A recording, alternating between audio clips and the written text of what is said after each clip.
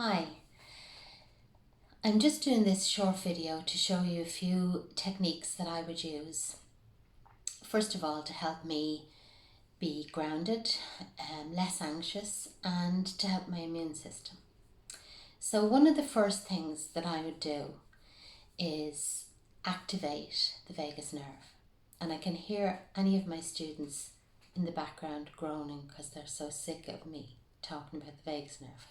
But for those of you who haven't heard before, I'll just give you a brief explanation as to the vagus nerve. It's not from Las Vegas, but it is a wandering nerve, a long nerve that's in our body that actually helps to take us out of our fight or flight response, which most of us are in most of the time at the moment because we're anxious and we're concerned about the coronavirus and what's happening in the world. It's unprecedented and we're not used to all the different things that's been put in place, this self-isolating and not having our jobs to go to or our usual routines in the day to take our mind off. So one of the first things I suppose happens to me and other people is I go into my head and I immediately start thinking ahead when I hear something that would cause me anxiousness. And that's going into your fight or flight.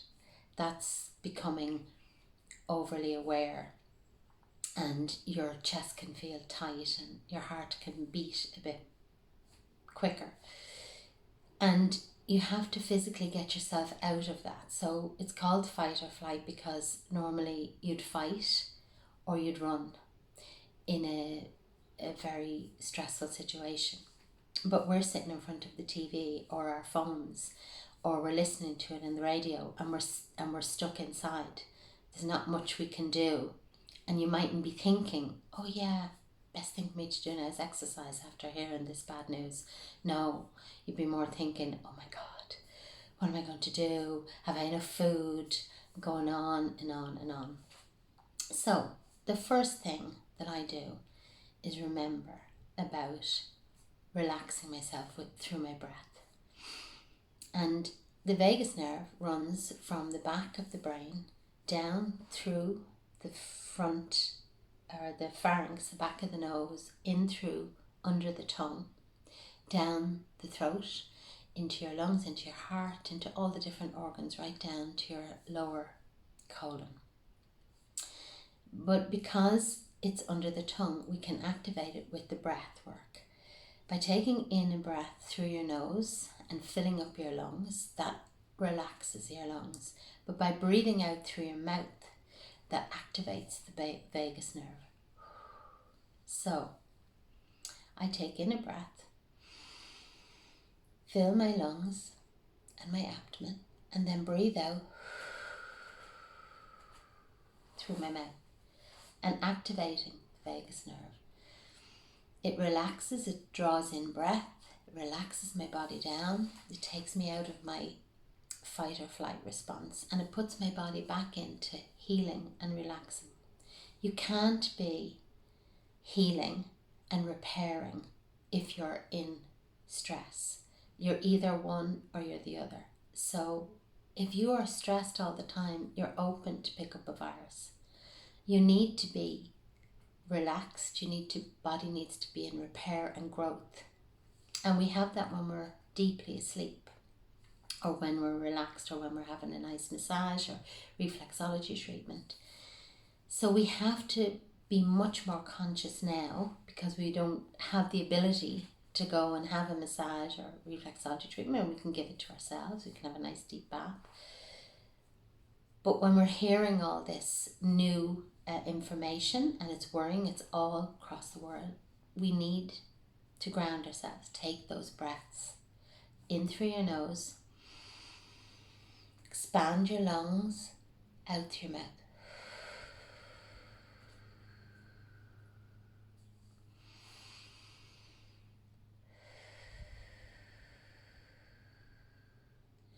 Two or three breaths will actually bring you back into your body, will allow the vagus nerve to start doing its magic.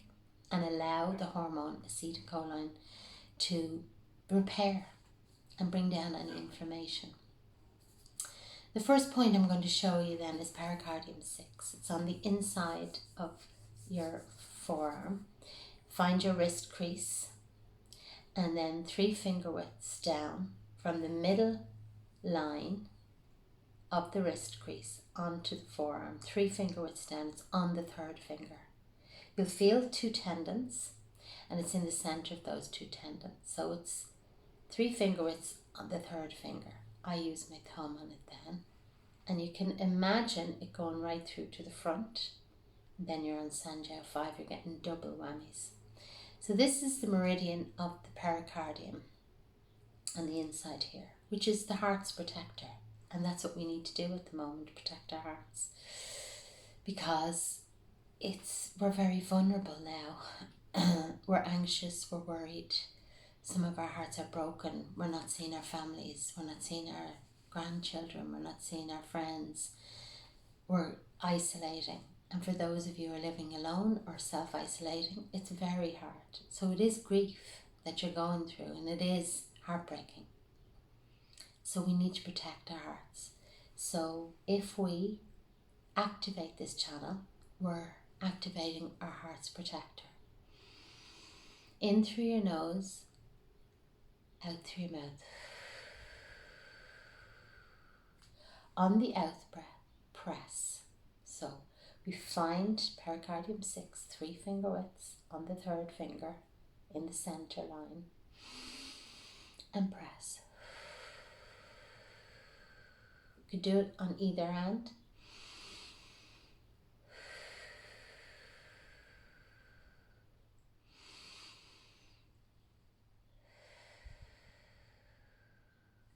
You can visualize your heart being protected by this beautiful, strong energy of the pericardium.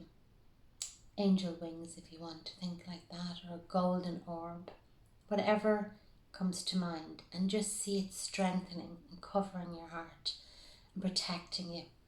Your heart is beating, sending the blood to every single organ and cell in your body, and we need to protect that it's working well. This point is used in acupuncture to relax the client's mind, to relax their heart. If you're feeling like your heart is beating, like palpitations, it relaxes, brings it back, regulates the chi, regulates the heart, helps you to be calm, soothes, helps to sleep. So it's one of the points that we use for, I just have to put my glasses on now and look at the notes so I'm not forgetting. See, I do notes. Unbinds the chest and regulates chi, regulates the heart, calms the spirit, and it clears heat, which can build up with anxiousness. But if you were feeling sick and you had got a fever, it's one of the points to help to clear heat, the inner pass. Then we're going to come along on the chest, on your breastbone, in line with your nipple line. Feel the breastbone in the center, and that's Ren 17. Sanzong, it's the upper sea of qi. So qi in Chinese medicine is our life force, is what makes us alive and vibrant.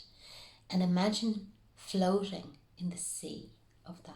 That's what we need to do, is bathe our bodies in the sea of qi. And this is the upper sea of qi point. You can rub, you can rotate, or you can press. Again, on your out breath. So take a nice deep breath, regulating. Sorry, I'm just fixing my hair now that I see myself in the phone. Okay. In through your nose and out as your breath.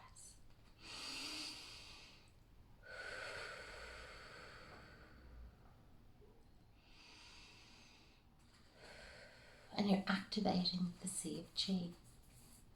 Imagine yourself, I love the sea. So for those of you who like the sea, imagine you're lying in the sea and all the elements are there to bathe your body, bring it back into full health, homeostasis. If you don't like the sea, imagine you're lying in a bed of velvet, whatever makes you feel that you'd be renewed again. And that's your sea of chi.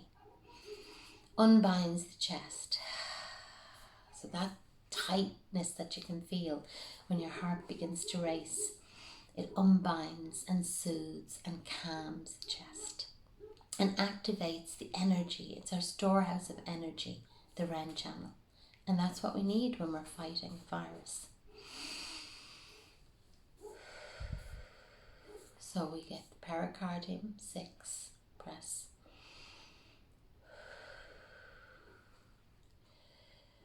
We go to the Sea of Chi, Ren 17.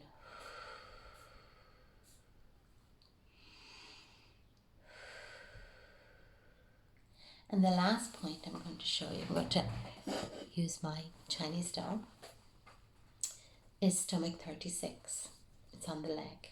So where your knee patella is, if you come down 4 finger widths on the outer side, you feel the tibia bone, the main shin bone, and you're just on the outside of it. You just feel under the patella, there's 2 little eyes of the knee, they're called. So the outer one, lateral, 4 finger widths down, come 1 finger width out from the bone and feel the soft point. That's stomach 36, your 3 yin point. I'll try to put my leg up here, as they say. Okay, and find the point of the knee, 4 finger widths down, and press off the bone. Don't know if you can see, it's not great lighting in here, sorry. So we come down 4 finger widths off the tibial bone and press. Stomach 36 on the outer side.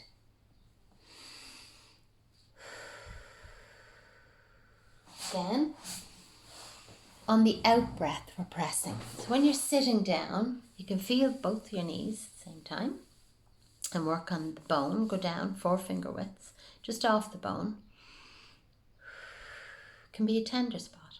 This is the most brilliant point to energize your body, to boost your immune system. It's known as Zuzan Li, and it's 3 miles longer, it's called, because at a person's most tired or exhausting point, if we needle this, it will allow them to run 3 more miles. So what it means is it gives you that boost of energy. So if we're doing that during the day and at night and in the morning,